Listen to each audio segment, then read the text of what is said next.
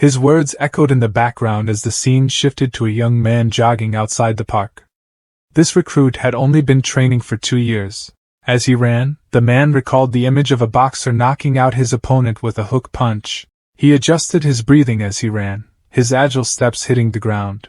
Another image flashed in his mind of a boxer knocking out his opponent with a devastating uppercut. His sweat and heavy breaths were replaced by images of a boxer's powerful jab that took down his opponent. The young man persevered, running under the clear blue sky. The scene shifted to a spacious house with a blue-tiled roof and white walls. A black cat meowed happily, greeting its owner as he returned home. The owner then went to the bathroom to wash his face after his run. Tears streamed down the young man's face. And that man was you, with his familiar vacant eyes. A while later, at the training gym, CA Men was introducing you to a seemingly menacing opponent, John Taker.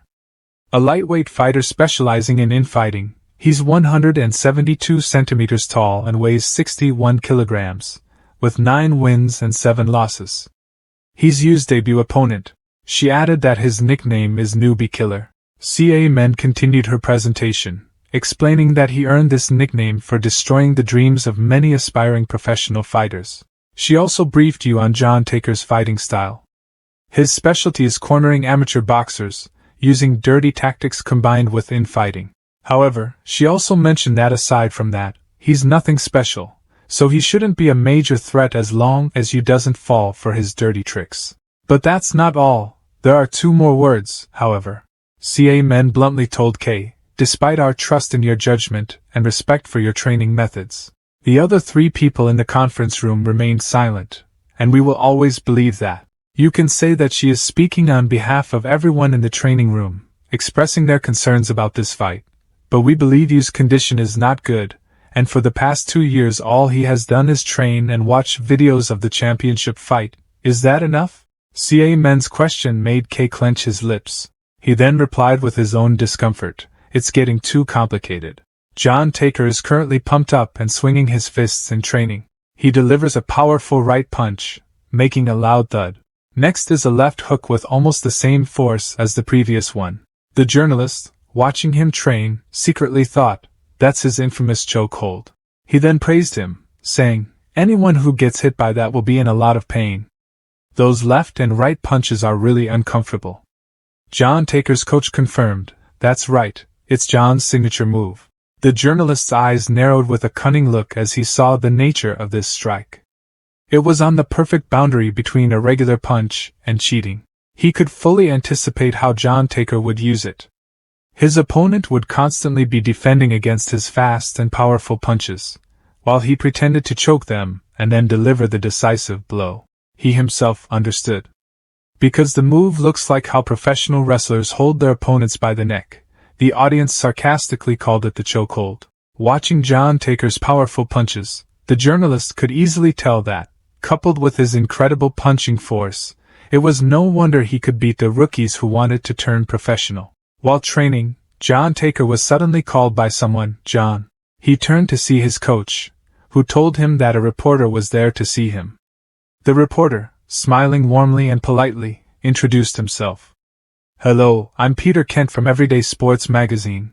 Surprise was clearly visible on John Taker's face as he had not expected a reporter to show up. Moments later, his hearty laughter echoed through the locker room. With feigned interest and a smirk, he asked sarcastically, Everyday Sports wants to interview me? I guess my opponent this time must be quite formidable. John Taker nonchalantly made a series of predictions about what the reporter would write in his article. The last fighter trained by the legendary K. What monster did K unearth this time? The feeling of being the sacrificial fighter. You want a headline like that, right? The reporter smiled kindly and candidly acknowledged, that's what our magazine always does. However, he spoke with a sinister undertone. But personally, I'm very intrigued by your new nickname, the Soldier Slayer. His eyes became cunning as he posed a challenging question. Playing sports and knowing the outcome beforehand, that's fun, isn't it? The words of his reached John Taker's heart, making him excited. Well, you understand this game a little bit. He smugly believed that fools always make a fuss. His voice grew louder as he talked about a subject he had seen hundreds of thousands of times, about someone or a genius who had just emerged, how good they were after rigorous training, who was training the fighter, what their future would be like, and so on.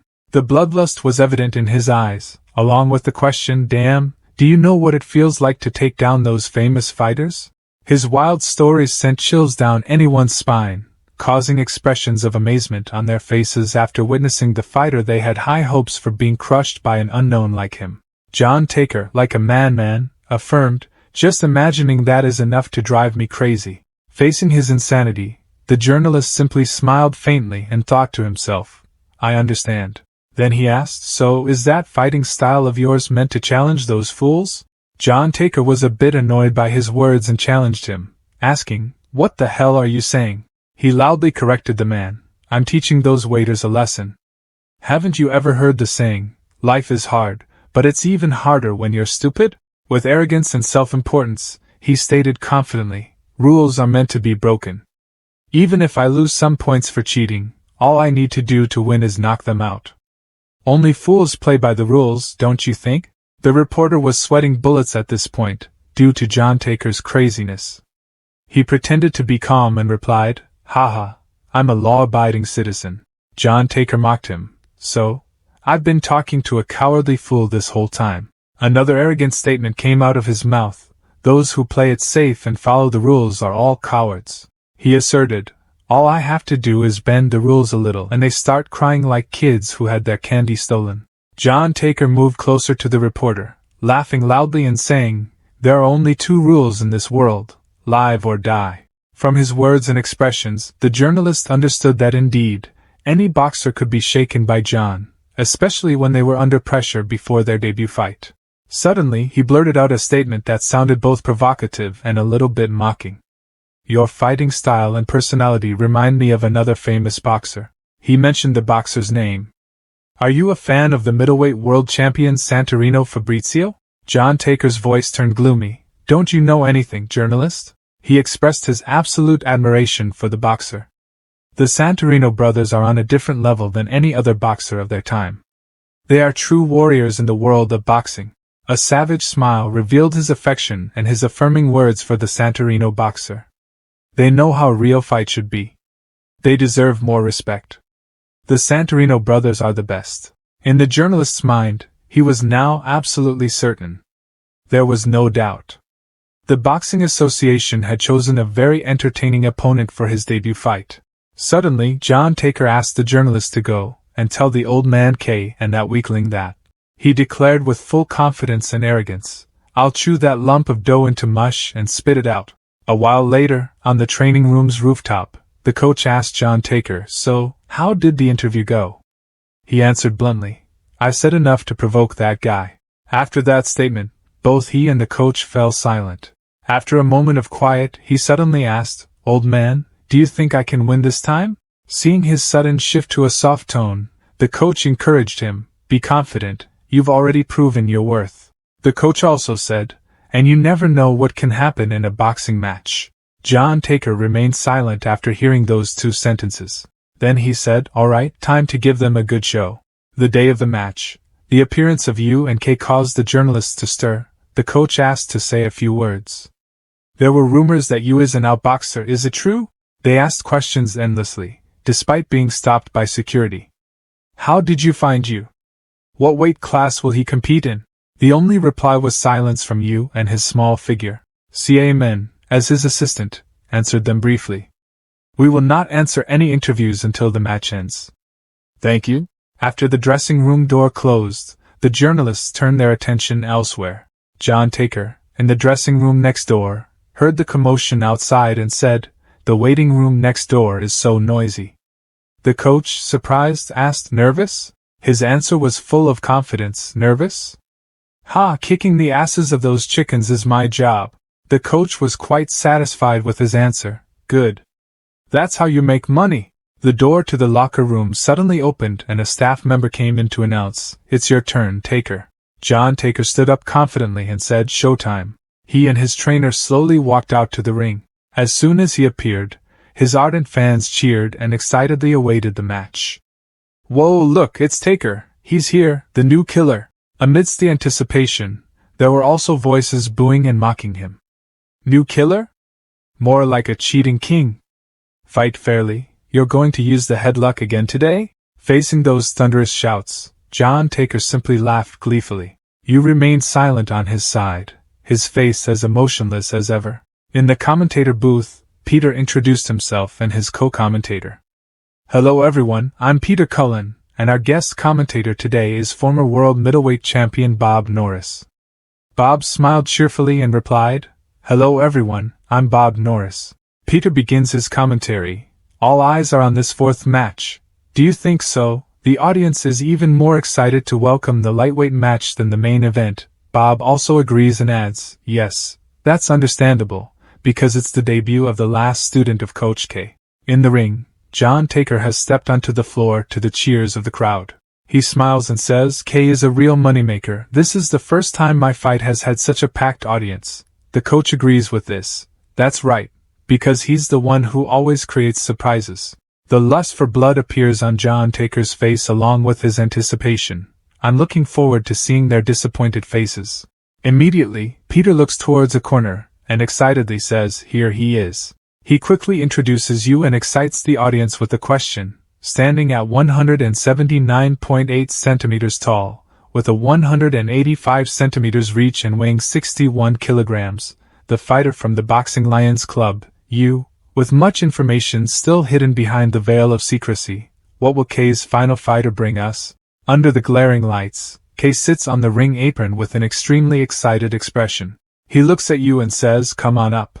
He replied to the man with a cold look. He slowly stepped onto the stage and stood proudly on it with his thin legs. Yu looked up. The blinding stage lights shone directly on him. Down in the stands, the excited journalist thought, a boxer who has only been training for 2 years. I wonder how this match will go. In a darkened corner, Jean quietly watched the fight. On the floor at that moment, the trainer was advising John Taker, that guy will definitely use his long reach and there's a high chance he'll be an outboxer. Let him hit you a few times, lure him in, and keep the fight at close range like we practiced. In the opposite corner of the stage, Kay was also giving instructions to you. Remember what I told you, do exactly what I said, no more, no less, while you simply nodded his head slightly to show that he understood. Peter in the commentary booth is eagerly awaiting the start of the match. He asks a question that every spectator is wondering, can John Taker defeat his opponent this time? Will the new soldier killer be able to maintain his title, or will you demonstrate K's world-famous training skills? Amidst the excitement and noise, Yu's eyes remain calm, as if none of it concerns him. The expression in Yu's eyes sparks an immense amount of interest in John Taker. This guy is calmer than he expected. However, John Taker is confident and dismissive of you. Let's see if you can maintain that composure after the match starts. Underneath the stands, the journalist's sly smile widens. Jean calmly observes the match. John Taker's trainer is filled with worry, and the anticipation from K's side. On the ring, the referee's eyes are intensely focused.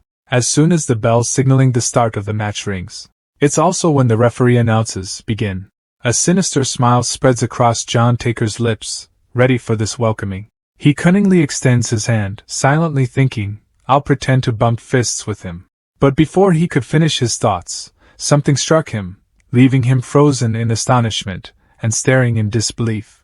The thing that caused him to react this way was the murderous glint in Yu's eyes, paired with his emotionless face. John Taker seemed to sense the fear. His eyes widened in terror. This was the same intense fear Taker had experienced once as a young man. The fear made his legs tremble. His throat tried to swallow a lump.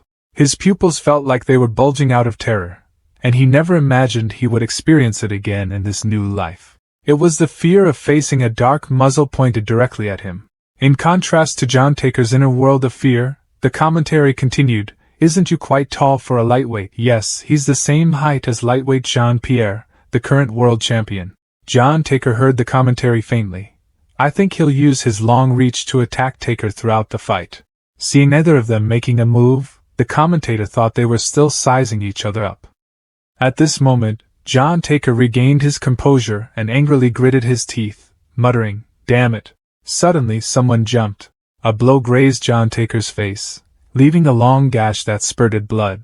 Blood streamed down his cheek as he stood there, bewildered, not understanding what happened. The referee was stunned at the sight. Even the journalist couldn't believe it and stood up. A shock rippled through Jean. An annoying smile spread across Kay's face.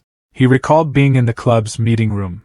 Men was quite bewildered by his previous statement, yes, while he smirked confidently, affirming, "I'm training him exactly the way I want." And true to his plans, to leave the audience in awe, not only them but even John Taker was stunned. The dark circles in his eyes contracted in disbelief at this unimaginable feat. Meanwhile, you continued to rain down blows on him, each one drawing blood. Kay, standing below, watched each of his punches, muttering to himself, "Even if you see the opportunity to knock him out, hold back each time you throw a punch, make it precise but let it graze him." Extreme exhilaration was evident on his face, showing the audience and other boxers who he truly is. The audience in the stands are totally shocked by what's happening in the ring. What the hell, how many punches has he thrown already? It's like he has invisible fists. He's terrifying, but it's only the beginning of the first round. John Taker's coach is also totally confused about Kay's tactics. The crazy old man, what monster has he unleashed this time? In the ring, John Taker is finally regaining his senses. God, for a moment, I lost consciousness. Suddenly his eyes widen in astonishment. He looks at the streaks beneath him and wonders, blood? Before he can process what's happening and with his face covered in blood, the referee jumps in to intervene and stop the match. In the commentary booth, Peter exclaims in horror, "Did anyone see that?"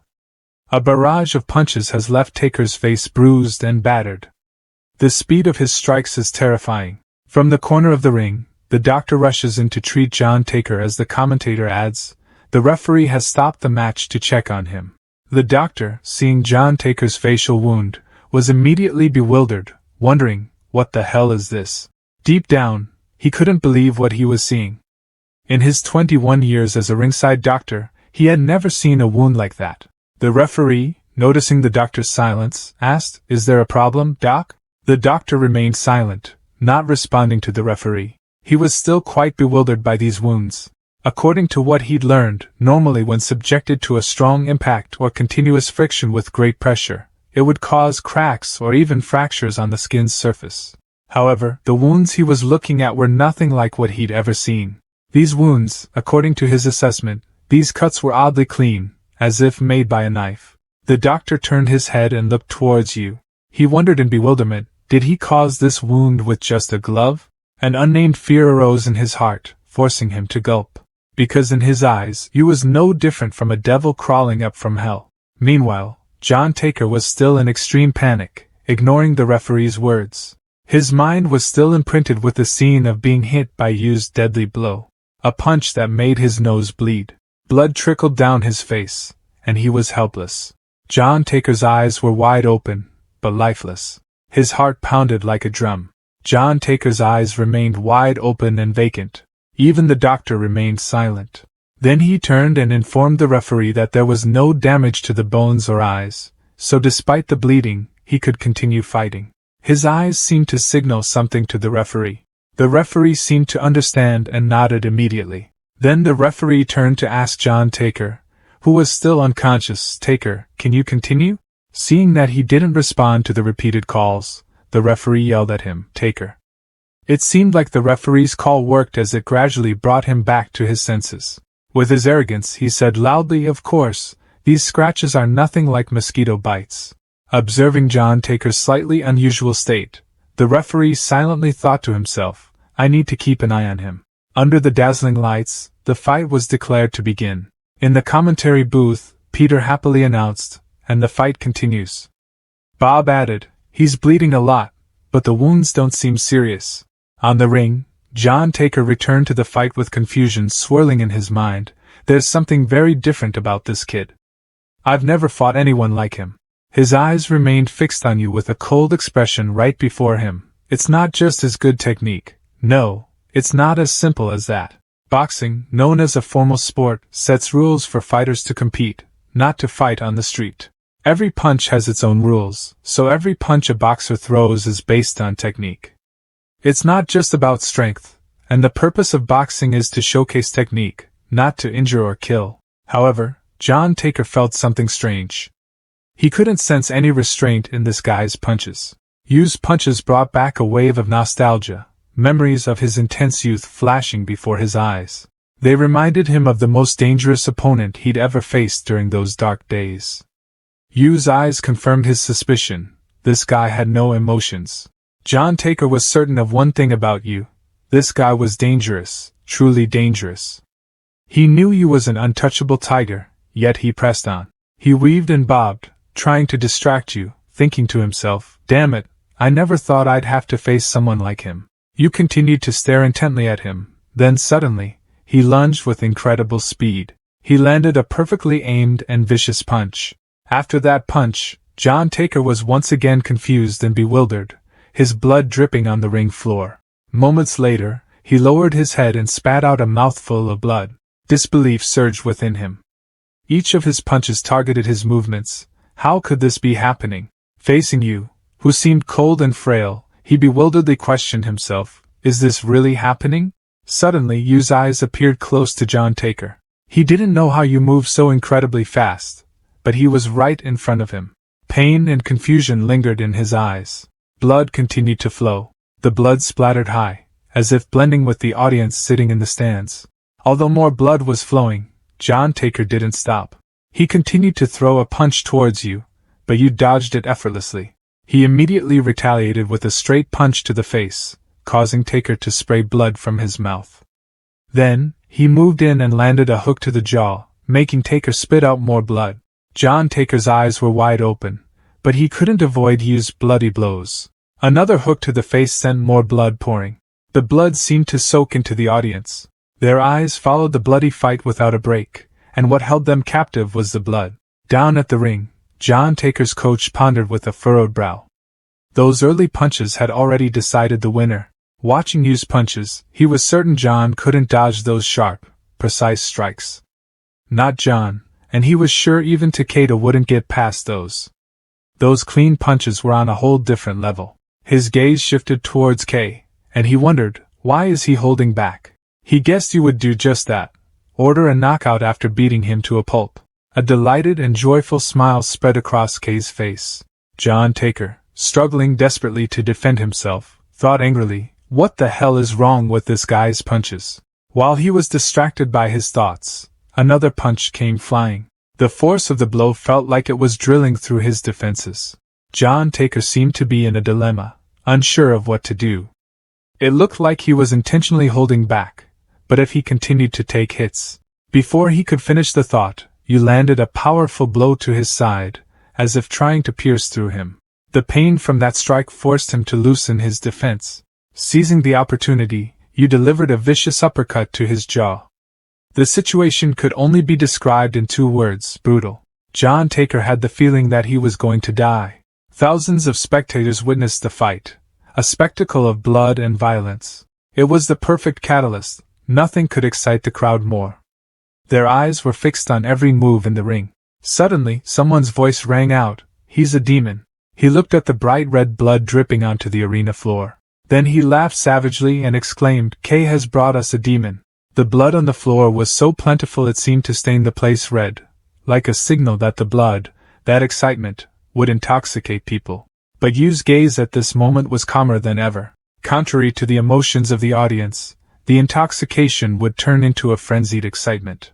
In this situation, John Taker had no choice but to passively defend and think of a way out. You know, he's the kind of person who wouldn't feel a thing even when killing. For now, I must find every opportunity to stop him from moving. And at that very moment, he noticed Yu's leg. He instantly knew what he had to do. "I'm going to crush your leg, you dog."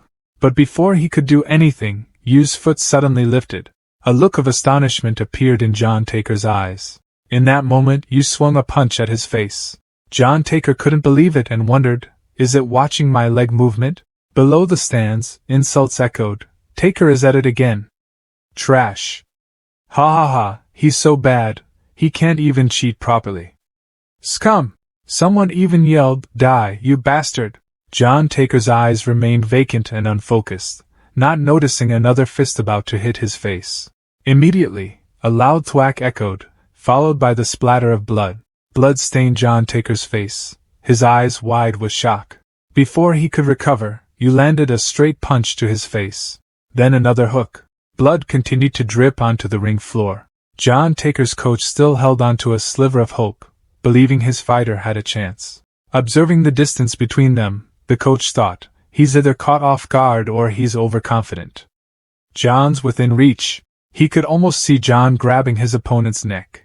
With a mix of confidence and uncertainty, the coach concluded, no matter how fast his reflexes, he can't avoid a punch from this close. John could end this.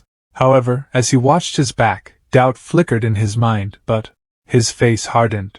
The insults from the audience continued to echo. Ha ha ha, karma is a b asterisk asterisk asterisk asterisk, you piece of s asterisk asterisk asterisk, look at him, what goes around comes around, die, that soldier killer, what a joke, ha ha ha ha.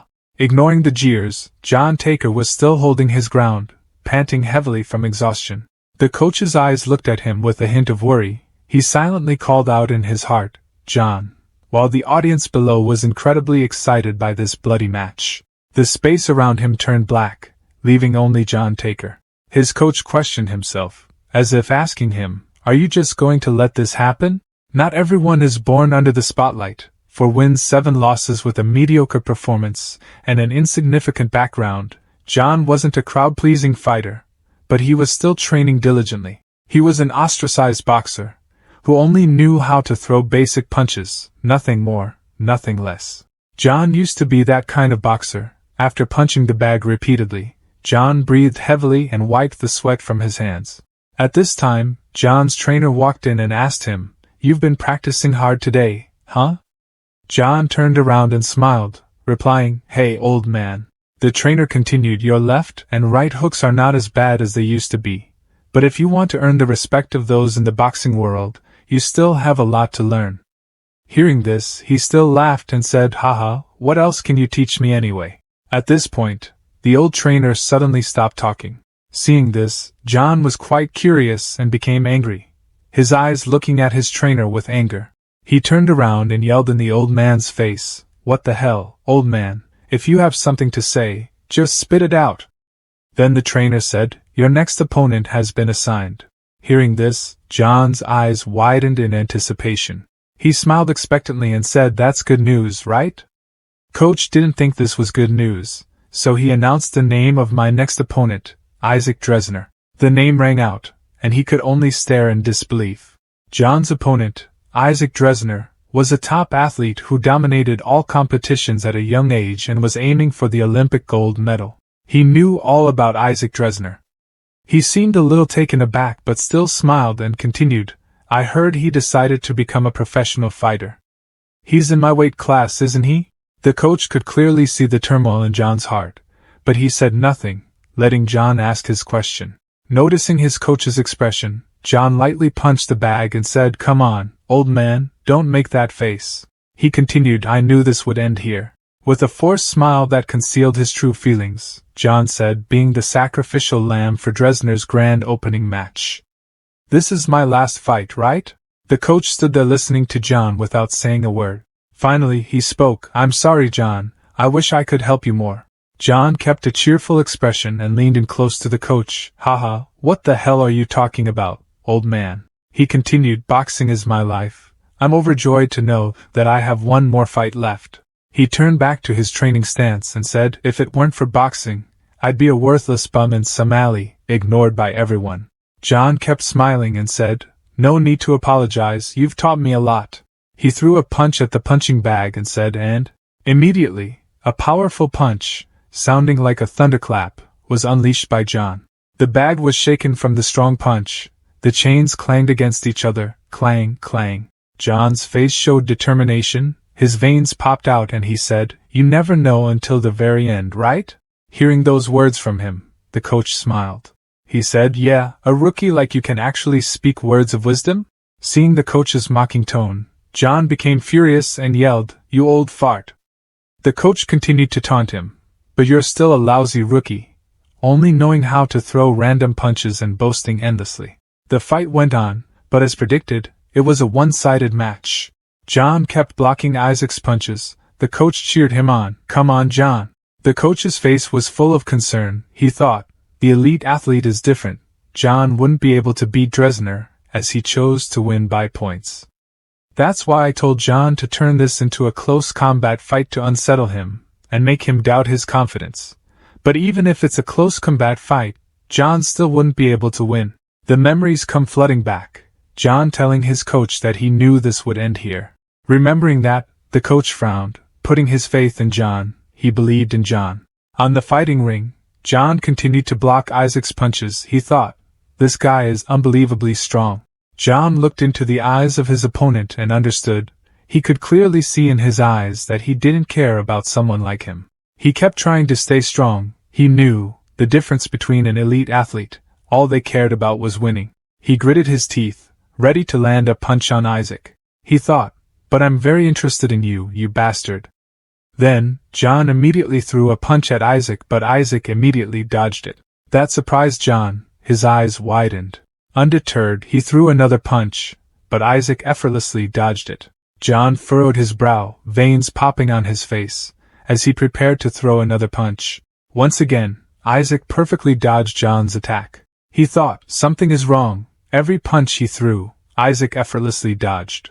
Then, he poured all his strength into the next punch, thinking, I have to keep going. Suddenly, Isaac counterattacked with a powerful punch straight to John's face. Despite taking the hit from the elite athlete, John still resolutely opened his eyes and managed to stay in the fight. Isaac, equally relentless, glared with determination, ready to take down John. John's smile from the day before, the day he heard who his opponent was, came back to him. Even though he was punched directly in the eye, John didn't stop. He gritted his teeth, ready to land a punch on his opponent. He thought, just one more day. John's old memories resurfaced. His life had always been about stealing, or being stolen from, betraying or being betrayed, attacking or being attacked. All those mistakes led him down a wrong path. These dark memories were ones that John didn't want to repeat. In a world where the strong prevail and the weak fall, dark and lonely, John in the past had to go through many dark experiences. After the dark memories, the light that the coach brought to him, the coach was still training him, saying, that's right, relax your fist.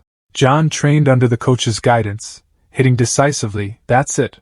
He patted little John's head and said, not bad kid. The coach smiled proudly at him. Later, when John grew up, the coach still guided him. He said, after you finish with the gloves, go straight to the punching bag. Even though John complained, give me a break, old man. But here, for the first time in his life, little John, when he escaped the darkness by being saved from the light of boxing, the little boy still had that smile. He thought, I was allowed to immerse myself in the dazzling and bright light of this world. At this moment, John's arm was wrapped around Isaac's neck. His opponent, Isaac, remained impassive. John's thoughts continued to race. He didn't know if it was luck or misfortune that allowed him to get around Isaac's neck. Isaac appeared extremely worried, thinking to himself that he had no way out. Isaac's eyes were still fixed on John, as if he believed he could overpower him. But unexpectedly, John landed a powerful punch on him, a resounding bop echoing through the arena. The move took the coach by surprise. Not only the coach, but also the commentators at the match were stunned, their mouths agape. Even John couldn't believe his own actions, his eyes wide with astonishment. Isaac, still reeling from the blow, slowly collapsed to the ground. After that punch, Isaac fell. John thought no one could have predicted that punch would knock Dresner down. The referee also shouted, he's down. Then John stood there, breathing heavily, half believing, half doubting. He stared at his opponent with wide eyes.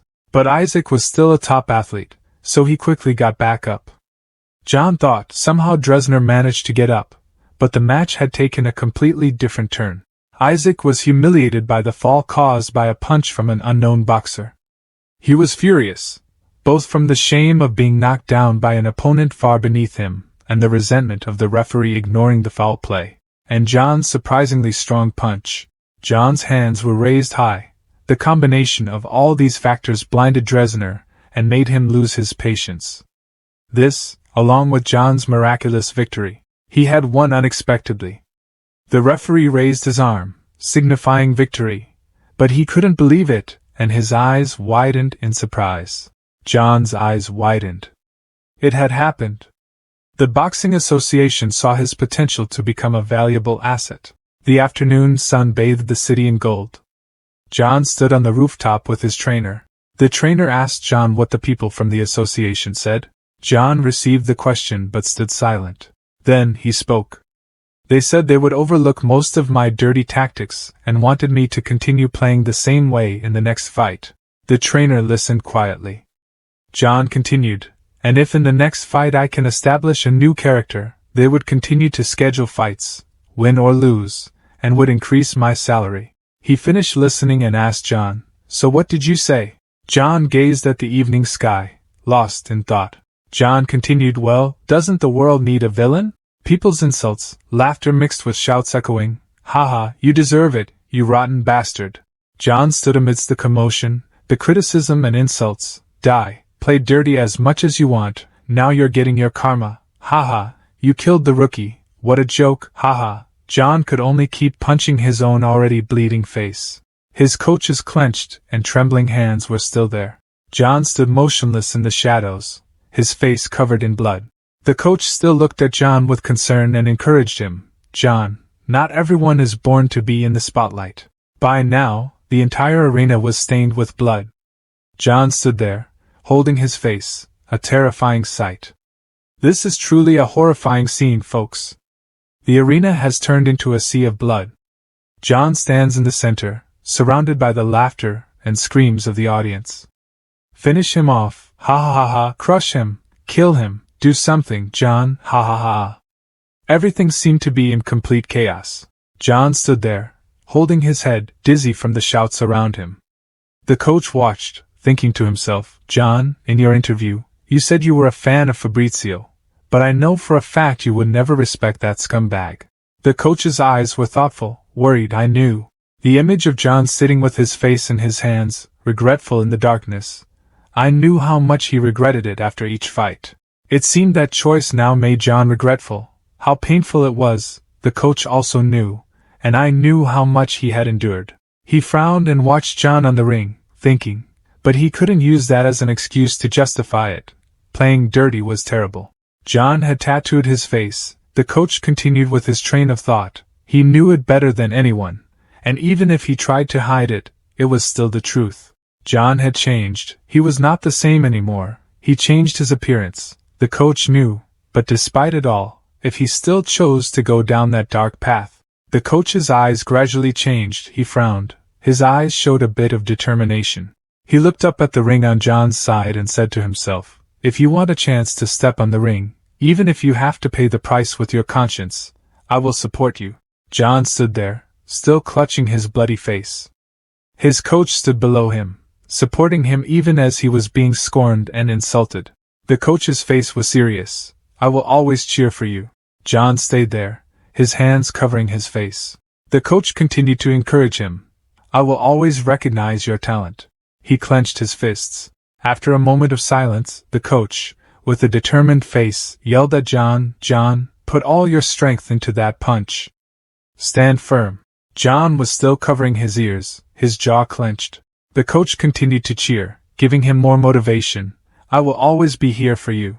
Hearing that, John seemed to regain his strength. He gritted his teeth and threw a punch at his opponent. But his opponent was you. You quickly dodged John's punch. Honestly, I'm jealous of you. Someone with your talent will never have to worry about being eliminated in the world of fighters. No, you won't be cast out. Then you continued to give John a punch straight to the face that drew blood. After that, John didn't give up but continued to use his hand to wrap around Yu's neck. Actually, with your talent, you could even dominate the boxing world. The coach's eyes were unwavering. He silently marveled. Not bad. Yu calmly parried each of John's punches. His face didn't bear a single scratch. But even then, I'm just a second-rate fighter. Jean-Pierre also stood in the shadows, watching with a tense look. Besides him, there was the journalist. No less tense, he thought. It seems like he's going to put everything into this attack. The coach, too, has been intensely focused from the beginning, watching with unwavering eyes, mixed with a hint of fear for John. John's face is covered in blood, but he still manages to land a blow, aiming to finish off his opponent. He thinks, I will never back down. The image of that day's smile returns, John's resolute and cheerful smile. The image of John confiding in his coach that afternoon. Now, he throws a powerful punch at you, a resounding thud echoes. The arena lights flicker above. The coach's eyes seem to freeze, widening. The journalist does the same, his eyes round with shock at what unfolds before him. Even Jean's eyes widened in astonishment. On the ring, John still clenched his jaw, but something must have happened. Someone's smile subtly bloomed. The image of two hands clashing together. The hand with the blue glove had a broken bone. It was John's hand and Yu's. He had been punched in the finger by Yu. Despite this, he didn't give up and continued to fight. He still held Yu's neck tightly, his hand still blocking Yu's fist. But not for long. John finally backed away, crying out in pain. Yu's eyes were cold, not caring much. And then, he quickly seized the opportunity and landed a devastating blow on John, sending him sprawling backward and spitting blood. His face was bruised and bloody. He fell to the ground with a vacant stare. The trainer was stunned. Kay, standing by, let out a joyous laugh. John collapsed to his knees. He fell forward, his face smashing into the ring floor, onto the bloody stains below. The entire ring was covered in blood. Shouts erupted. He's down! The audience erupted in a frenzy, screaming and cheering. Well, what the heck? John finally died. Haha.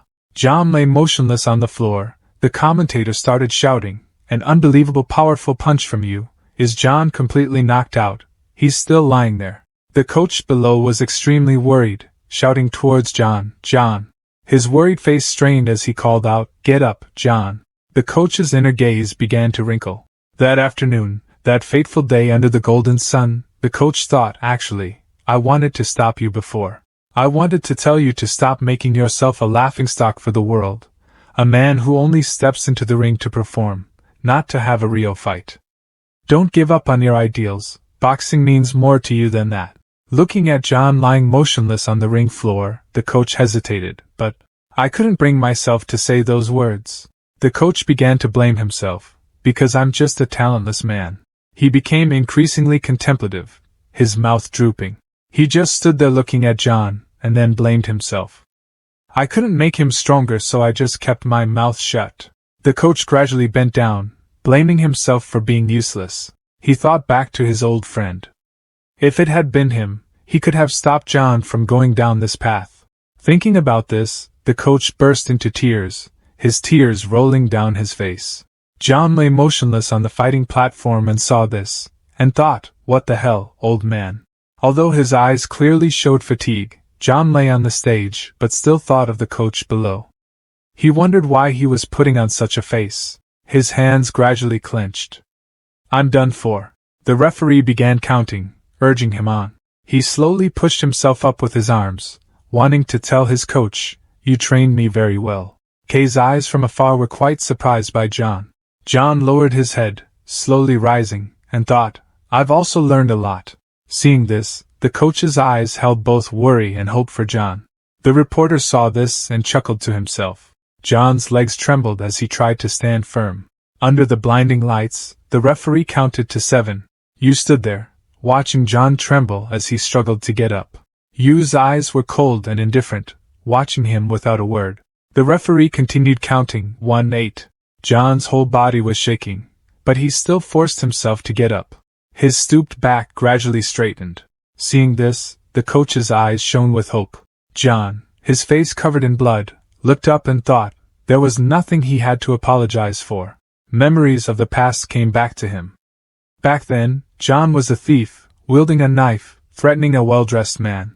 His face, full of menace, threatened the man. And that was John's current trainer, who showed no fear, only glancing at John. The trainer was the one who brought John home and raised him. The first time he received love, the image of home made John's eyes widen in amazement. Back to the present, John stood on stage, thinking, oh, I've made another stupid mistake. Seeing this, tears welled up in the corner of the trainer's eyes. John knew that what he truly wanted was to become a fighter like him. But then, he collapsed, unable to hold himself up. The referee's count reached 10. John collapsed in agony, whispering, I'm sorry, everyone. The ending bell rang, signaling the end of the match. The crowd erupted in cheers, the entire arena filled with their excitement. The boxing ring was now covered in blood. The commentator looked down at the ring and said, "You can see for yourselves, folks, it's truly gruesome." He then turned to a corner of the ring where the blood was even more concentrated, continuing, "What we see before us is a truly brutal and bloody spectacle." The referee raised the hand of you, the victor, in the air. The commentator looked at him and continued, "A fighting spirit as fierce as a demon." Looking at you, the newly crowned demon of the boxing world, the commentator exclaimed, "This is the moment the demon takes over the boxing world." You, however, remained emotionless after his victory. Jean-Pierre stood silently outside, observing the scene within the arena. The audience below became increasingly fervent, standing up and roaring in delight, fueled by the commentator's words and the captivating spectacle they had just witnessed. Jean-Pierre remained silent, observing everything.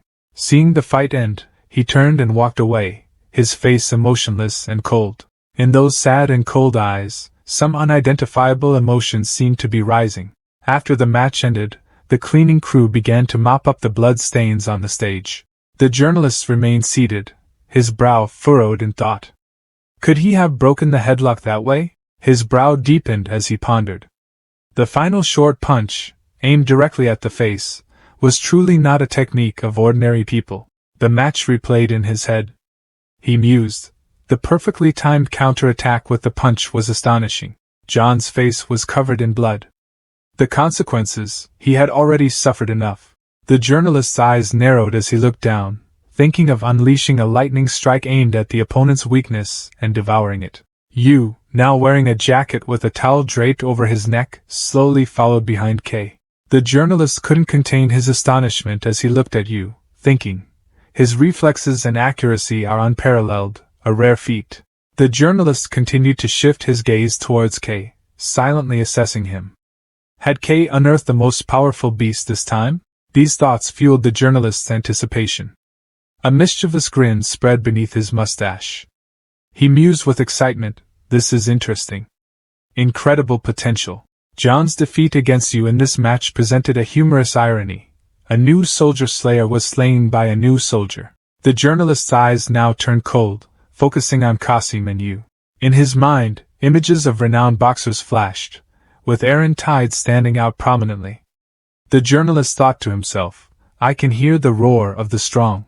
The journalist's mind filled with the image of you, and he thought to himself, whenever a great person appears, regardless of the field, they will have a huge impact on everything just by their presence. Jonathan, sitting next to him, was also very excited after the fight. He laughed and said, "Wow, a new powerful unknown has emerged." Seeing Jonathan sit next to him in silence, he turned his head and asked, "Josh, what's wrong? Don't you think this fight was good?" Jonathan replied, "No, it's not that. It's just..." With a sad look in his eyes he continued, "I'm just thinking about something." Jonathan didn't ask any further and said, "Oh, all right." Jonathan stared down at the ring and thought to himself, "Actually, I'm feeling relieved." Jonathan's mind was filled with the image of the boxing championship belt, and he thought, "That's a dream that I could never achieve." Suddenly he said to his uncle, "Uncle, I'm going to study hard to become a bartender." Jonathan was a bit confused and replied, "Oh, okay. After saying that, Jonathan went back into his thoughts. Some people would be discouraged. Soft rays of sunlight shone through the glass windows of the boxing building. Inside the building, Steele was training by jumping rope, his face slightly frowning as he thought to himself, "Damn, I was hoping the big head would win." Besides Steele was Njai, also training by jumping rope. Both were watching the boxing match, and Steele looked at the screen showing Yu's victory. He asked Njai, "That's the friend you always mention, right?" Njai, delighted by the question, answered, "Yeah, that's him." His body sweating from jumping rope, Njai continued excitedly, "I told you, he's really strong, no kidding." Njai looked at the screen, focusing on Yu's face. His eyes showed admiration, and in his mind, he could only think of a few words to describe Yu: super awesome, incredibly cool. Njai looked at the screen with admiring eyes, laced with a touch of envy. He thought to himself, "He's truly exceptional." Without turning his head, Steele knew what Njai was thinking.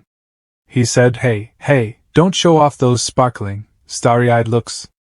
His world is different from ours. Even knowing that, Jae couldn't extinguish his longing to become a strong boxer. He turned to Steele and replied, no matter when I see him again, I have to become a brave boxer, not cowering in shame, right? After saying that, Jae seemed to be reinvigorated, training with even more frenzy. He spun the jump rope at a dizzying speed, roaring loudly. Steele tilted his head, watching Jae's frantic jumping. He looked at Jae with a stunned expression. Jae's face was fierce, and he roared even louder as he jumped the rope even more frantically. Steele looked at Jae with an expression like he was watching a madman, thinking in confusion, what's going on? Jae's roar grew louder, and determination to become a powerful boxer shone in his eyes. Gradually, Steele seemed to be infected by this determination, his pupils contracting. Now, he started to train with the same frenzy as Jae, spinning the jump rope in his hand rapidly. The jump ropes of both of them spun at an unprecedented speed. The people in the gym at this time were also slightly stunned and confused, looking at the two of them. The assistant, confused, looked at them and said, what's wrong with you guys? Are you possessed? After witnessing Yu's victory, some would become more enthusiastic, like Jae. In another place, someone was watching the boxing match that had just ended. The image of the referee raising Yu's hand, the winner, was displayed. On the TV screen, Yu was declared the winner. In front of the TV, a man was sitting on a chair, crossing his legs, looking at the TV screen. The man, with a scar on his chin, smiled with interest and said, wow, he's pretty good. Standing beside the man with the scar was a long line of underlings dressed in suits. The leader, San Hyung, stood silently with his hands behind his back, his face expressionless. The man with the scar looked at San Hyung with interest and asked, hey, little brother, do you think you can win against him? San Hyung remained silent in response. At that moment, a man ran in from outside and stood at the entrance, announcing loudly, boss, Sumi Gang is here. The man with the scar turned his head and replied, really? Let's go. San Hyung was slowly walking behind a subordinate carrying a baseball bat. Suddenly, he turned his head and furrowed his brow, looking behind him. Behind him, the screen was still showing Yu being declared the winner. San Hyung's face, which had been emotionless a moment ago, was now contorted with anger and rage. He furrowed his brow, his eyes bulged with fury, and a cruel look appeared in them. Outside, chaos reigned as the two gangs engaged in a frenzied brawl. Curses echoed through the air, damn you, you bastard! The sound of baseball bats smashing into flesh rang out continuously. San Hyung grabbed a member of the Sumi gang by the collar and lifted him up. The man was nearly dead, his teeth were knocked out, and his face was covered in blood. The subordinates turned to him. The one holding the baseball bat chuckled and said, wow, our youngest brother really has a knack for killing. You're a natural at beating people up, huh? San Hyung tossed the man to the ground. All around him, members of the Sumi gang lay unconscious or crawling on the ground. Yu's dark, death-filled eyes flashed in his mind. His hands, stained with the blood of others, clenched tightly. As he watched Yu's victory, envy gnawed at him. San Hyung's face contorted, his eyes filled with nothing but jealousy. In the hall of the stadium, Peter stood before the notice board, tilting his head in surprise as he spoke to Jean-Pierre. He held a piece of paper in his hand, glancing at the back of the man as he asked, "You're back?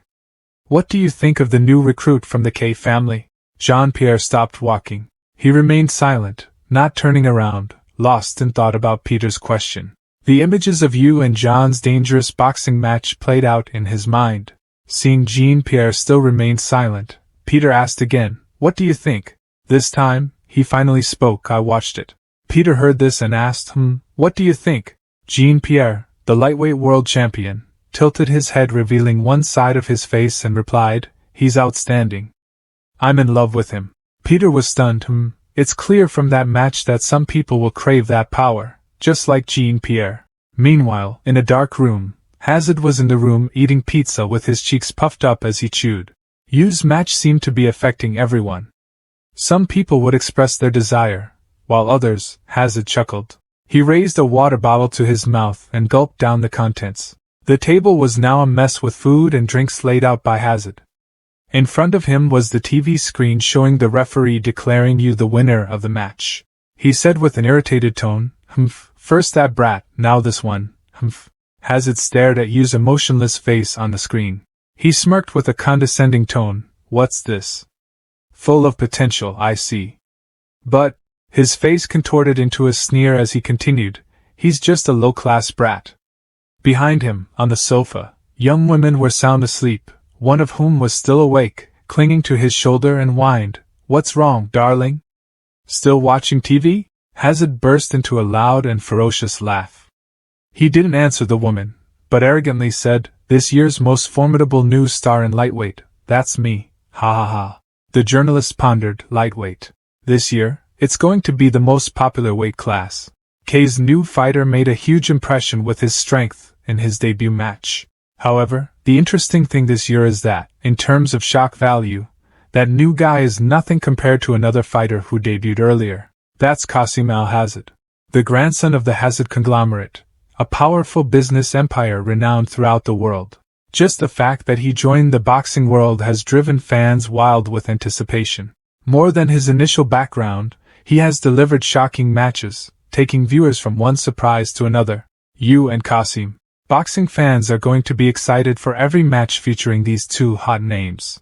They'll be pitted against the lightweight champion who has been undefeated for 10 years. This is going to make the fans go wild, no kidding. Someone kicks open the glass door. Everyone in the office turns to look towards the door.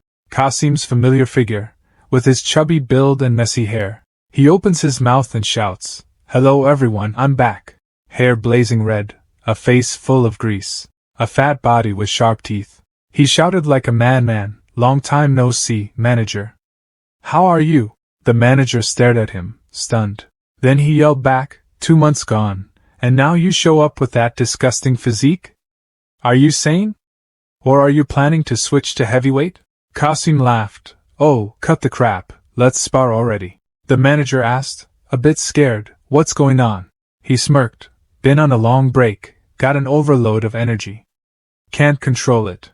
Qasim shouted, "Sebastian! Get me some fighters right now. Any weight class, $10,000 per match." Sebastian bowed, "Yes sir, I'm on it." He waved 2 bundles of dollar bills, "Come on, you guys, fight me." Then he laughed arrogantly. Everyone around just watched in awe. The manager stood there silently observing. The first time he came to this gym, he had everyone stunned. Qasim stood at the gym door like a dark, oppressive shadow with piercing eyes. 2 burly bodyguards escorted him. At that time, the manager thought he was hallucinating. What was this? Was he dreaming? He went out to greet him. "You're here to learn boxing? If you're just here for fun, you can go to the manager over there to register." Qasim asked back, "For fun?" He gave that sinister smile again. "What?" Qasim al-Hazard, "I would be interested in such trivial amusements. I haven't had any interest in things you can buy with money for a long time. The only thing I want now is the championship. I want the whole world to know I'm the strongest. Alright, manager, let's have a sparring match right now." The manager scratched his head.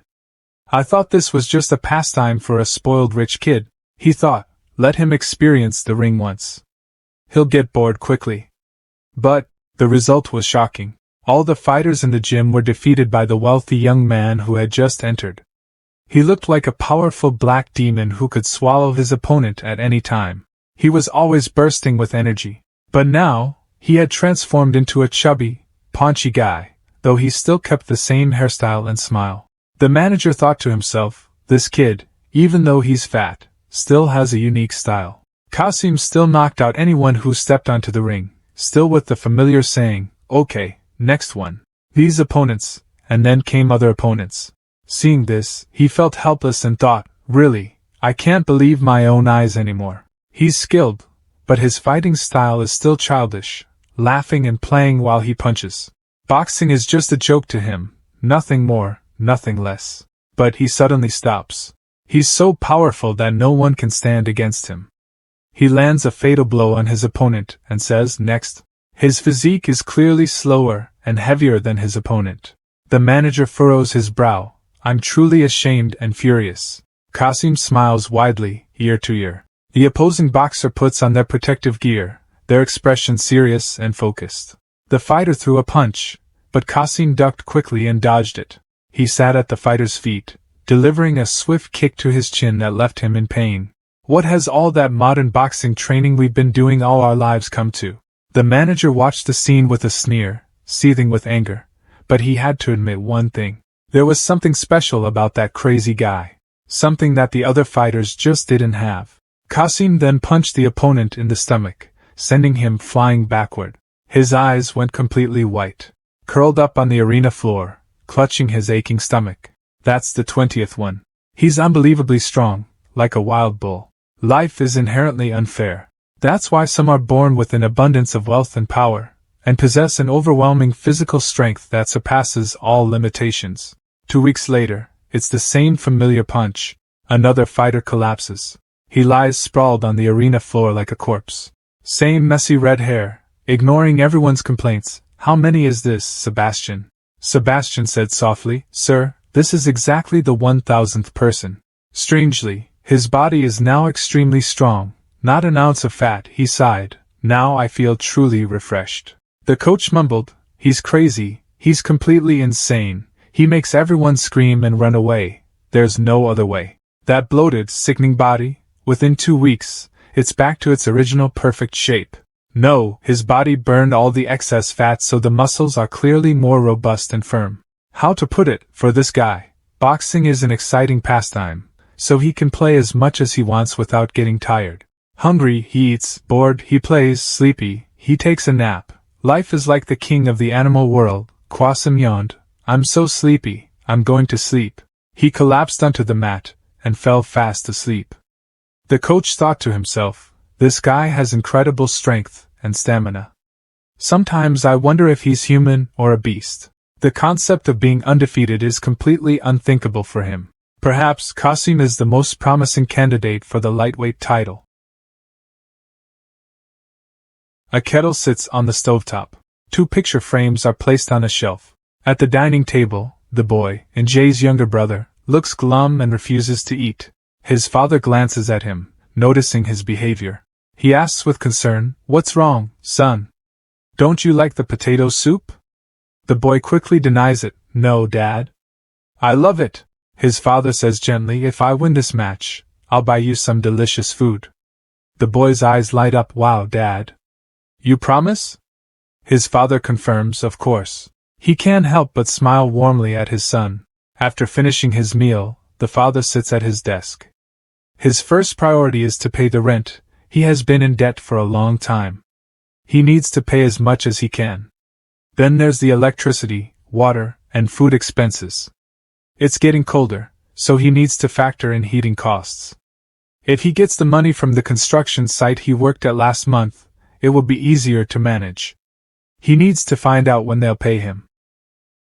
Maybe he can afford fried chicken. If he wins this match, he'll have a bonus, and with his earnings, he could even try a steak dinner.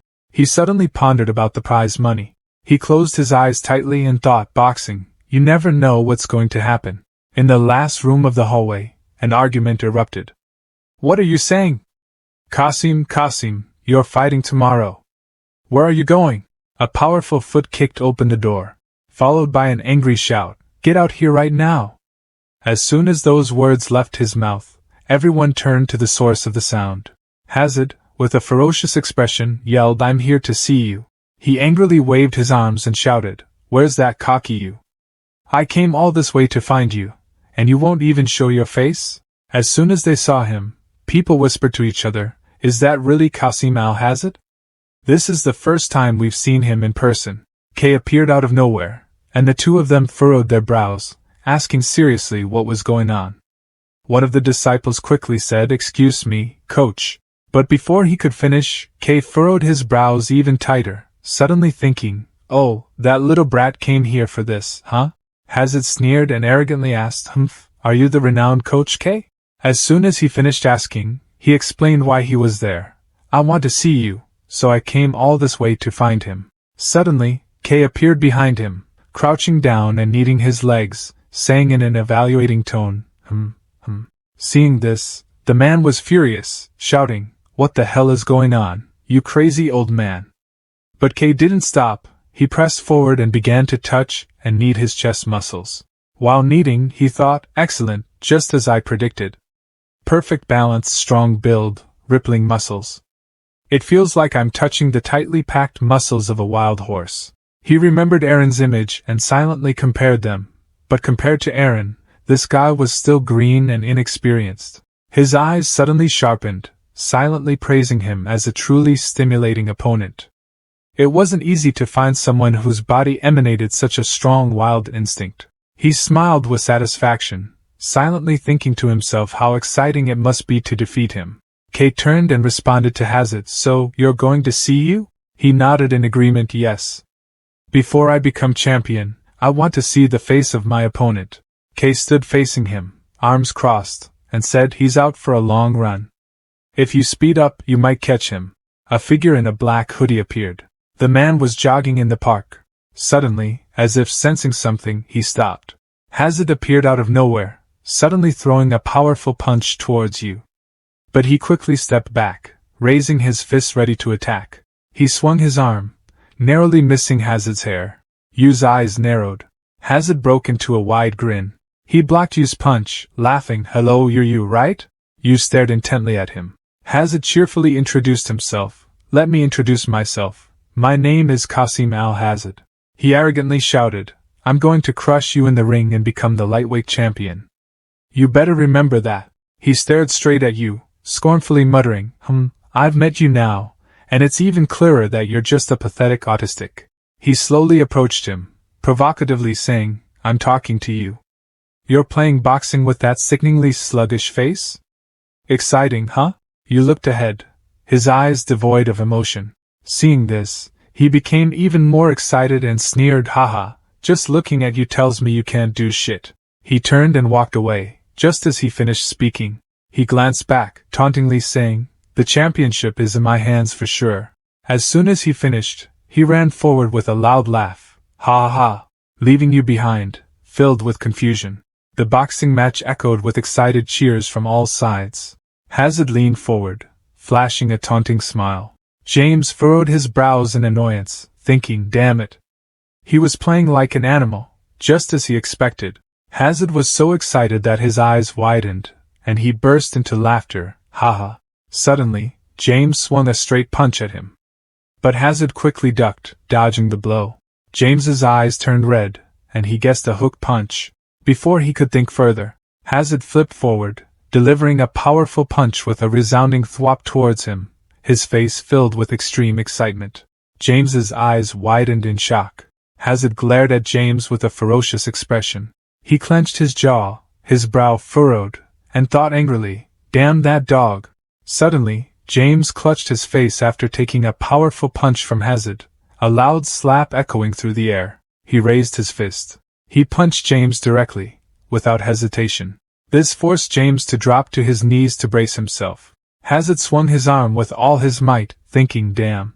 James tried his best to resist, his eyes bloodshot, while Hazard thought to himself, "This kid, this little guy, they all have such serious faces." Finally, he quickly landed a knockout punch, leaving James no way to defend himself. Hazard scoffed, "For me, fighting is just a game." As soon as he thought that, James staggered and fell to the ring floor. His eyes gleamed with excitement. Hazard smiled brightly, thinking, "Just enjoy the fun." James gritted his teeth, raising his boxing glove to try to block the punch. Hazard quickly punched James straight in the face, making a loud bop sound. James' eyes widened in disbelief after taking that blow. He then collapsed to the floor, groaning in pain. Seeing that, the entire stadium erupted in cheers and shouts of "Wah." The referee announced loudly, knock out." With a lightning-fast punch, Qasim forced his opponent to his knees. Hazard, arrogant and looking down from above, disdainfully thought that someone who couldn't enjoy such a fun game would be nothing but a loser. Everyone in the room was intently watching the television screen, which was showing Hazard knocking out James. Kay looked at the image of Hazard intently, silently praising him in his heart, thinking that the kid was truly interesting. He recalled Hazard's punches, silently analyzing them. Hazard randomly threw punches from both above and below at the same time. But no professional boxer would ever do that. He analyzed the motion of swinging his fists. The power of the punch was generated from a flow of energy from the feet, to the body, and then to the arms. Then came the leaning motion to throw the punch. However, with this posture, that flow of energy was actually cut off. The punch lost its power, not to mention the cumbersome and confusing movements. It wasn't just one or two openings that were exposed. The attack was also completely inaccurate. Truly, it was a pointless, garbage style of fighting. He recalled the image of Hazard and contemplated his muscular strength. The brute force of the kid, as strong as a mad bull, would be suffocated by his own stupid punches. The weakness from his instinctual, bestial attacks would be exposed. One must seize the opportunity when his punches miss. He was certain that in order to subdue this clumsy, muscle-bound brute, one must use technique. The spotlight illuminated the entire stadium. James, after a moment, managed to stand up straight, putting his hands up defensively in front of him. The referee yelled, "Fighter James, he's up again." What a fighting spirit! Cheers for Fighter James. Hazard saw this and sneered, thinking to himself, "Now I'll finish him off." He calmly took a step forward, preparing to unleash his ultimate punch towards James. James saw this. His entire body became serious, his brows furrowed, and his eyes sharpened, focusing intently on the front, thinking, what kind of move is he planning this time? He looked at Hazard's stance, preparing to attack, and speculated, is he going to gain momentum from that corner and charge straight forward? He remembered Hazard's instinctive attacks, thinking, he's just a brute who relies on raw strength. I can totally fight back. James looked straight ahead, determined, thinking this was the moment, the chance for him to win. He had to solve those killer punches of his. He concluded that the stronger the opponent, the more powerful the punch needed to be. His eyes were bloodshot, pondering whether his instinct for revenge would win, or his professional boxing technique would take over. A powerful force was stomped onto the fighting ring. James focused all his energy on attacking Hazard, driven by his determination to press on. Hazard, upon seeing this, broke into an arrogant smile. James was fully committed to his attack. He threw a powerful punch towards Hazard. He widened his eyes as he saw Hazard's punch coming. A loud bop echoed. James fell straight back with blood splattering everywhere. He looked at his own blood spraying out in shock. His legs buckled, unable to hold him up. He collapsed onto the fighting ring, unable to resist Hazard. Seeing this, the whole stadium erupted in excitement with shouts of awe, "Whoa!" along with the surprised cry of the knocked-out referee. A lightning knockout! Fighter Qasim delivered his undefeated punch. 5. 6. Hearing this, Hazard became excited, raising his hand high to signal for more cheers, his voice booming with power. Ha ha ha! That's right! Everyone, cheer louder! I am the strongest! Ha! But it wasn't over yet. At the 7th second, James suddenly staggered back to his feet, making Hazard look back in surprise. James' legs buckled, he struggled to stand straight. At the 8th second, Hazard turned his head back. James' eyes were dark, his body covered in wounds. He rasped, "Don't underestimate me." He remembered his son's bright smile and sparkling eyes. James' eyes flashed. He continued his unfinished boxing sentence. Suddenly, James slumped forward, blood trickling from the corner of his mouth. He collapsed completely onto the fighting ring at the 10th second, followed by the referee's shout of "Fight over." Hazard looked down, arrogantly, "Humph. For a loser who doesn't know how to enjoy, there is no escape." James stared ahead in fear, thinking, what is this? I don't know. His eyes widened in terror, wondering what kind of creature he was fighting. Yu's sharp eyes looked at his opponent emotionlessly. Seeing this, James clenched his teeth, his whole body trembling. Yu went into a defensive stance, ready to attack. A loud bop echoed. The referee raised Yu's hand high, and 3 beeps signaled the end of the match. Ting ting ting. Yet his expression remained emotionless. On the side of Hazard, he twisted his body and attacked his opponent with such force that it produced a loud pock. He was terrified, thinking how powerful the attack was. This guy is a beast, not a human.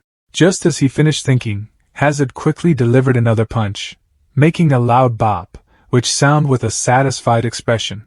Then, he was quickly raised by the referee, whose hand was raised high, accompanied by 3 ting-ting-ting sounds, signaling the end of the match.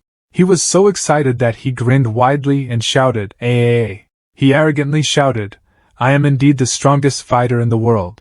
The journalist, seeing the scene, thought to himself, "You and Qasim, just as I predicted, these two names have just emerged and turned the light heavyweight battlefield upside down. In the blink of an eye, they have climbed the rankings, shocking the entire world."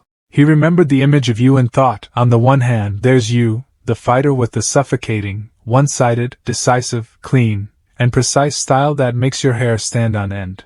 Then he remembered Hazard's image and the commentary. One side described Qasim's wild style, knocking out his opponent with impulsive movements and fiery passion like a beast. He suddenly smirked and thought to himself, "Let's see who bites who." On the stage, a reporter appeared beside Hazard, praising Qasim. "You had an incredible performance today. What do you think about the fight?" Hazard scoffed, "Yeah. You bunch of brats, there's nothing interesting today." He arrogantly declared, "I don't need to waste my words. All I need is the championship. That's it." He smirked slightly and said, "But first, I need to give that kid a good beating." He glared and shouted, "You bastard you, I'll crush you. Then, the title of World Lightweight Champion will be mine." He turned his back to the audience and proudly announced, "I will create a revolution. I will shake up this old, smelly boxing world." Yahahaha. The audience, including the journalists, smiled with interest, their first thought being to bet on Qasim's gait. The journalist pursed his lips, emitting a soft hum. On the other side, Coach K heard this and burst into laughter. Ahaha. Everyone, including CA men, looked at him with puzzled expressions. Hazard, still arrogant, laughed loudly. Ahaha. Meanwhile, in the room, K also threw his head back and laughed loudly. Ahaha. He scornfully thought that he had to give that spoiled brat a surprise gift in the final match. Down on the fighting stage, Hazard was being cared for by his assistant, who was putting a robe on him. The manager standing beside him smirked, thinking this was just a young punk's fiery declaration of war. He watched Hazard's retreating back and thought to himself, he had to admit he disliked him on their first meeting. But he didn't know when he started trying to keep up with his every move and demeanor. He couldn't help but smile, reflecting that he had been swept up by this young kid. Looking at Hazard's fiery red hair, he thought the kid was like his boxing style, wild, strong, captivating, and disrupting everything around him. The further Hazard walked, the more he felt certain that fame and glory would come to him on this very path. He watched him and thought that since Qasim's appearance, boxing fans had been divided into two camps, arguing and clashing constantly. One side praised his recklessness, claiming he had created a new style for boxing. The other side vehemently criticized his undisciplined, unskilled fighting style, saying he would be completely crushed when facing a truly strong opponent. Outside, the bald commentator said, "I'm talking about the optimized movements in boxing today, a result of scientific reasoning and the hard-earned experience of generations of boxers. Look at Qasim's boxing style. Whether it's interesting or not is unknown, but one thing is certain, it relies entirely on primal instincts, so naturally, there will be many limitations." The other commentator immediately retorted, "I find that mindset too formulaic and narrow. To me, he's a rising star, a breakthrough talent who's changing the face of boxing. If we look back at human progress, we see many leaps forward in a very short time. Most of these advances were made by a few geniuses, trendsetters who were ahead of their time." He continued, "That progress can definitely be found in boxing. Look at the matches, look at the massive number of fans with passionate enthusiasm for him. No matter what the past holds, it can't stop the bright future coming his way." The bald commentator listened intently, his eyes closed in contemplation. The manager, remembering Hazard's long journey, thought to himself, through 8 storms of public opinion, he has gradually used his own fighting style to prove his strength, ruthlessly crushing outdated boxing theories. He remembered the moments when he was ridiculed and gossiped about, and wondered how, without noticing, those who had jeered and cursed him had become a minority and faded into oblivion. He imagined Hazard at the peak of his success, wearing the crown, and secretly speculated that Qasim was on his way to building his own empire. He looked straight ahead, the name Qasim al-Hazid in his mind. Following his back, he thought, he truly was born to ascend to the throne. In the training room, Yu is practicing with a punching bag, the sound of his punches echoing. Kei appears from behind him, saying, I've seen the challenge. He continues, your opponent is the same one you met before. But Yu seems indifferent, only glancing back slightly. Kei remembers the scene of Yu and Hazid battling, and mentions the name, Qasim al-Hazid. Kei excitedly says this opponent will be different from the weaklings you fought before. Yu, still expressionless, turns and looks at Kei. Time flies, and the day of the fight arrives. The stands are packed with fans. Peter Cullen and Bob Norris speak in unison. Ladies and gentlemen, the moment we've all been waiting for is finally here. In just a few minutes, the showdown between Qasim and Yu and Qasim, the two names that have dominated the lightweight division for so long, will begin. Both men said at the same time that this could be the fight to decide who will be the lightweight champion this year. As soon as he heard this, Hazid's manager turned around and stared behind him. Jean-Pierre appeared in the stands. He sat up straight and looked intently at the ring. The manager turned to Hazid Qasim and asked, Do you see that guy over there? The current lightweight champion is watching. Is he also interested in the outcome of this fight? He smirked and continued, The title you've always craved is right in front of you. Just win this fight and you'll instantly become champion. Hazid scoffed and replied, You think I just want a championship belt? He sneered, I want something much bigger. As soon as he finished, he suddenly shouted, I've already dominated the 9th weight class. I want to rule the whole boxing world. The manager, seeing this, helplessly thought, Isa, this kid really is. He broke into a cold sweat, thinking to himself, I'll follow you until the very end. Let's see how high you climb. Jean-Pierre looked ahead impassively. His eyes narrowed involuntarily. On the fighting stage, Kei stood with his arms crossed in front of Yu, giving him instructions. He was about to slip under the stage while reminding him, Remember what I told you. Yu simply nodded impassively, acknowledging that he understood. Seeing this, Kei responded, Good. He noticed Yu biting his boxing glove and gestured, Go. At this moment, the referee stood between Hazid and Yu, announcing with a loud voice that the showdown between the two fighters was about to begin. He looked towards the two, introducing the war god Qasim, full of wild fighting spirit. The genius Yu was coldly focused. Truly, this is the decisive battle of the two rising stars of the year. Who will be the victor? As soon as he finished, a ting sound echoed, accompanied by the referee's shout. Peter Cullen, upon hearing the referee's signal, excitedly announced that the match has begun. Ladies and gentlemen. On the stage, Hazid slowly took measured steps towards Yu. He saw Hazid probing Yu with his steps and commented that Qasim was exploring his opponent using his characteristic, animalistic movements. Suddenly, he let out a cunning grin. The commentator looked towards Yu and Hazid, who were in their stances, and said, Who will make the first move to end this suffocating tension? Hazid attacked Yu with a provocative comment, Our greetings were a little too brief, weren't they? He then flashed a smug grin. He put his hands behind his back. Suddenly, he leaned forward, closing in on Yu with a challenge. Let's have a real fight, you and me. He gave a wide grin and said, Come on, let's see what you've got. Throw a punch. Yu remained emotionless as he heard the next words. You boxers, you rely on punches from a distance. You just walk step by step, throwing jabs or straight rights, that's it. He challenged, That's why you can't beat me. It's obvious. He glared, arrogantly stating, We have to play and enjoy ourselves creatively, don't we? He gradually pressed forward step by step. But before he could do anything, he was suddenly met with a powerful punch from Yu. Hazid's manager was terrified and widened his eyes. Kei, on the other hand, was thrilled and smiled contentedly. Hazid was stunned by the punch he had just received. Flashing back to before the match, Kei had said that Qasim al-Hazid was different. He seriously told his opponent that this one would be different from the weaker ones he'd fought before. Yu glanced indifferently towards him. He continued, saying that others had to look around, see how the show was going before they fought. Remembering Hazid's stunned expression, he said that this guy was different. He was so strong he didn't even care about the flimsy stage props. Yu's entire body turned red as he heard his coach tell him not to worry about the guy. just do his best. A handful of sand appears on the ground. A hole appears on the sandbag, which is the reason for the sand appearing on the ground. In the training room, a brown-haired fighter is being held by his coach to support him during sit-ups. Seeing him trying his best, the coach cheered, "That's right, one more time." Another bald fighter is rolling a weight on the ground. He's trying his hardest and sweating profusely. A head of curly brown hair appears from somewhere. On the fighting mat, a blonde-haired fighter is practicing dodging attacks with his black-haired coach. His coach yells, "You got hit, kid! Block your hand after." A powerful punch from the bald fighter is thrown.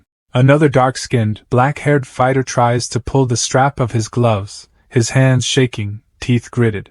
A forceful fist slams towards the right cheek of that fighter. Or the steps of long-distance training runs. A man in a blue jacket raises his hand high, proudly pointing towards himself. Hazard is filled with terror. He fearfully looks towards Yu's fist as it flies out. His eyes widen in terror. A powerful punch landed on his face with a resounding thwop, sending him tumbling backward. His eyes widened in shock, mouth agape, seemingly drained of strength. Kay couldn't help but grin. He thought to himself, smugly, just as I predicted. His mind flashed back to the moment he unleashed the powerful blow at Yu, accompanied by the thought that only two types of people could dodge such a cunning strike. The image of Yu effortlessly evading the punch filled his thoughts, leading him to murmur, "He's someone from a different timeline." Kay observed Hazard's panic dodge and mused, a creature born with a primal instinct like Qasim, or someone with a natural ability to escape danger. It's truly remarkable. Watching him clench his teeth, he continued to ponder. Of course, dodging the punch solely on instinct is commendable. But to avoid it flawlessly? That's nearly impossible. He was hit by Yu so hard that his face was skewed to one side, making Kay silently affirm that this was why, instinctively, he had tried to minimize the damage as much as possible. The image of Hazard's bulging eyes made him think the end was excruciating pain, almost to the point of unconsciousness. He was dodging to avoid being hit in the chin. Kay furrowed his brows, thinking proudly that no matter what, if he took consecutive hits, he would definitely be knocked out. He remembered Hazard's sturdy physique and thought that his beastly muscles would be the most painful place to hit. Hazard fearfully dodged Yu's attack, while Coach K silently affirmed that Qasim was the perfect living punching bag. He had tears in his eyes and made a muffled, choked AAA sound. Yu just looked at him coldly from below. Then he suddenly punched him hard in the stomach, making him grimace in pain. His eyes widened in surprise. Yu's arm tensed, assuming a fighting stance. A powerful punch landed squarely on Hazard with a resounding wong. He gaped in pain as if enduring something excruciating.